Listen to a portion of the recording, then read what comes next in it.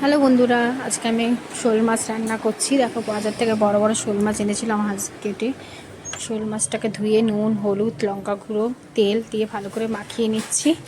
মাখিয়ে মাছগুলোকে আমি ভেজে নেব। সর্ষের তেল একটু দিয়েছি। সর্ষের তেল দিয়ে মাছগুলো মাখালে মাছটা ফাটে না, তেলও ছিটকায় না। তাই জন্য ভালো করে আমি মাছগুলোকে মাখিয়ে নিচ্ছি। জ্যান্ত শোল মাছ এনেছিল, কড়াইতে তেল দিয়েছি। সর্ষের তেলটা আমার গরম হয়ে গেছে। এবার আমি তেলের মধ্যে মাছগুলো দেবো, দিয়ে মাছগুলো একটুখানি ভেজে নেব। দেখো মাছগুলো দেখো আমার প্রায় ভাজা হয়ে গেছে। আমি এখানে মশলা নিয়ে নিয়েছি, আদা রসুন পেস্ট, টমেটো, দুটো পেঁয়াজ, এখানে ধনে গুঁড়ো, জিরে গুঁড়ো, লঙ্কা গুঁড়ো, হলুদ গুঁড়ো, কাশ্মীরি লঙ্কা, সব রকম মশলাটা বাটিতে নিয়ে নিয়েছি। মাছ ভাজার তেল একটু আছে, এতেই আমি একটু জিরে তেজপাতা ফোড়ন দিয়েছি। দিয়ে পেঁয়াজটা দিয়ে দিচ্ছি। কুচানো পেঁয়াজটা দিয়ে পেঁয়াজটা একটু চিনিও দেবো সামান্য। দিয়ে পেঁয়াজটা যে লাল লাল হবে একটু নাড়াচাড়া করে নেব। নিয়ে একটু লাল লাল হলে আমি এখানে আলুগুলো দিয়ে দেবো।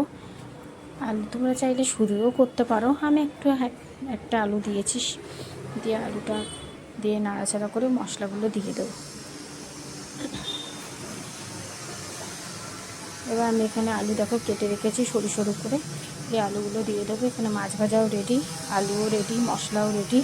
এখানে আমি একটু ইলিশ মাছের মাথা দিয়ে পুঁই শাকের চচ্চড়ি করেছিলাম আজকে দুপুরে লাঞ্চের জন্য। এবার আমি এখানে আলুটা দিয়েছি, আলুটা দিয়ে একটু নাড়াচাড়া করে নিচ্ছি অল্প তেলে।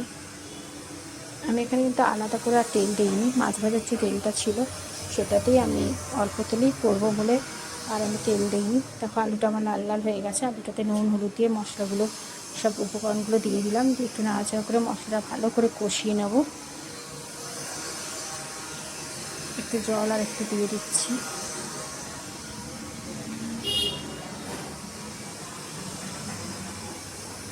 ভালো করে মশলাটা কষিয়ে নেব। একটা টমেটো কেটে রেখেছিলাম, টমেটোটাও এখানে দিয়ে দিলাম। দিয়ে নাড়াচাড়া করে নিচ্ছি। মশলা থেকে তেল ছাড়বে, তখন আমি জল দিয়ে দেবো। দেখো মশলাটা আমার কষা হয়ে গেছে, দেখতেই পাচ্ছ বন্ধুরা, তেলও ছেড়ে যাচ্ছে। দেখো ভালো মতনই মশলাটা কষা কষা হয়ে গেছে। এবার আমি এতে জল দিয়ে মাছগুলো দিয়ে দেবো। আমি মাছটা খুব বেশি ঝোল করব না, অল্প ঝোল ঝোল করব।